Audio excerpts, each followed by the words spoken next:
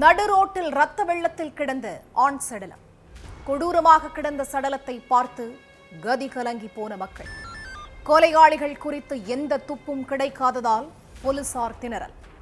சடலத்தின் அருகே கிடந்த செருப்பை வைத்து துப்பு துலக்கிய காவல்துறை. கொடூர கொலையின் பின்னணி என்ன? குற்றவாளிகள் சிக்கினார்களா?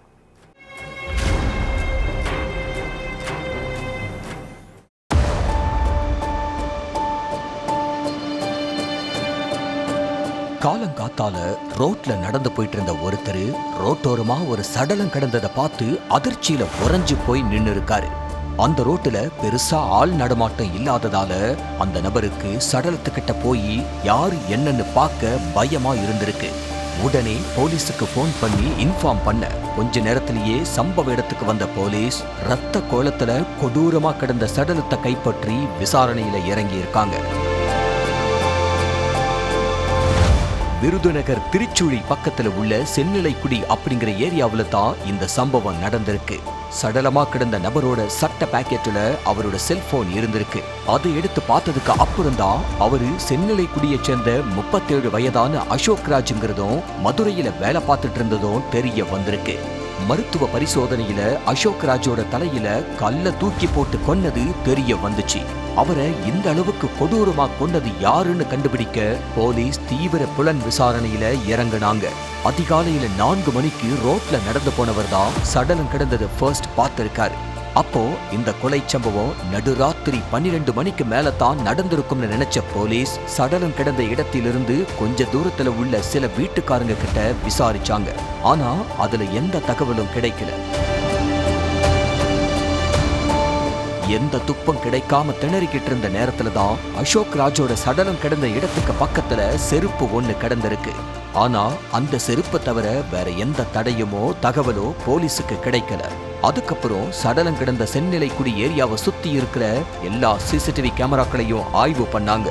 அதுலயும் எந்த துப்பம் கிடைக்கல. சென்னிலைக்குடி பக்கத்துல உள்ள ஏரியாவுல 24 மணி நேரமும் மக்கள் நடமாட்டம் அதிக அளவுல இருக்கும். அதனால அந்த பகுதியை சுத்தி இருக்கிற சிசிடிவி கேமராக்களையும் போலீஸ் ஆய்வு பண்ணி பார்த்தாங்க. அதுலதான் போலீஸுக்கு முக்கிய தடயம் ஒண்ணு சிக்கி இருக்கு. அதாவது அந்த சிசிடிவி காட்சியில ஒரே பைக்ல 2 இளைஞர்கள் போற காட்சி பதிவாகி இருந்திருக்கு.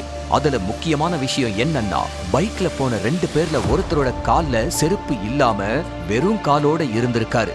கொலை நடந்த இடத்துல ஒரு செருப்பு கிடக்கு, இவங்க ஒருத்தரோட கால்ல செருப்பு இல்ல.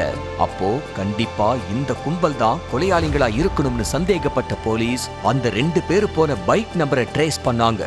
முதல்ல பார்த்த சிசிடிவி காட்சியில பைக் நம்பர் தெளிவா தெரியல. அதனால ஏகப்பட்ட சிசிடிவி கேமராக்களை ஆய்வு பண்ணி பைக் நம்பரை கண்டுபிடிச்சாங்க. அதுக்கப்புறம் சென்னிலைக்குடியில உள்ள சிசிடிவி கேமராக்களை ஒண்ணு விடாம ஆய்வு பண்ணி அந்த பைக் போன பாதைகளை கண்டுபிடிச்சு கடைசியில அந்த பைக்ல போன 2 பேரையும் போலீஸ் பிடிச்சிட்டாங்க. அதுக்கப்புறம் அவங்க கிட்ட நடத்தின விசாரணையில தான் அசோக் ராஜ் கொலையில உள்ள மர்மங்கள் ஒண்ணா விலக ஆரம்பிச்சிருக்கு.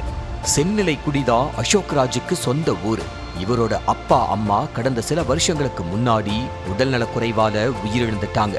அசோக் ராஜ் கூட பிறந்தவங்க யாரும் இல்ல. கல்யாணமாகி மனைவி கூட கருத்து வேறுபாடு ஏற்பட்டதுனால அசோக் ராஜ் அவங்க கிட்ட விவாகரத்து வாங்கிட்டு தனியாதான் வாழ்ந்துட்டு இருந்திருக்காரு. மதுரையில தங்கி வேலை பார்த்துட்டு இருந்த அசோக் ராஜ் பண்டிகை நாட்கள்ல சொந்த ஊரான சென்னிலைக்குடியில உள்ள வீட்டுல வந்து இருக்கிறது வழக்கம். மது பழக்கத்துக்கு அடிமையான அசோக் ராஜ் ஊருக்கு வந்தாலே எந்த நேரமும் போதையிலே தான் இருப்பாருன்னு சொல்றாங்க.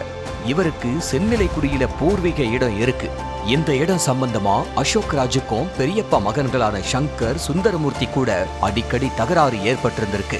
யாரும் இல்லாம தனியா இருக்கிற உனக்கு எதுக்கு அந்த பூர்வீக சொத்து, அதை எங்க பேருக்கு மாத்தி கொடுன்னு அசோக் ராஜ் கிட்ட சங்கர், சுந்தரமூர்த்தி கேட்டிருக்காங்க. அதுக்கு அசோக் ராஜ் மறுப்பு தெரிவிச்சிருக்காரு. அதிலிருந்தே அண்ணன்கள் தம்பிக்கிடையில முட்டலும் மோதலமா இருந்திருக்கு. இந்த சூழல்ல தீபாவளிக்கு 2 நாள் முன்னாடி சென்னிலைக்குடிக்கு வந்த அசோக் ராஜுக்கு போன் பண்ண சங்கர் மது குடிக்க போலாம்னு கூப்பிட்டிருக்காரு. என்ன இருந்தாலும் அண்ணன் தானேன்னு நம்பி அசோக் ராஜும் போக அங்க ஏற்கனவே சுந்தரமூர்த்தியும் நின்னுகிட்டு இருந்திருக்காரு. அடுத்து 3 பேரும் ஒன்னா உட்காந்து மது குடிச்சிருக்காங்க. அங்க வச்சும் அசோக் ராஜ் கிட்ட 2 பேருக்கு இடையில சொத்து விஷயமா பிரச்சனை வந்திருக்கு.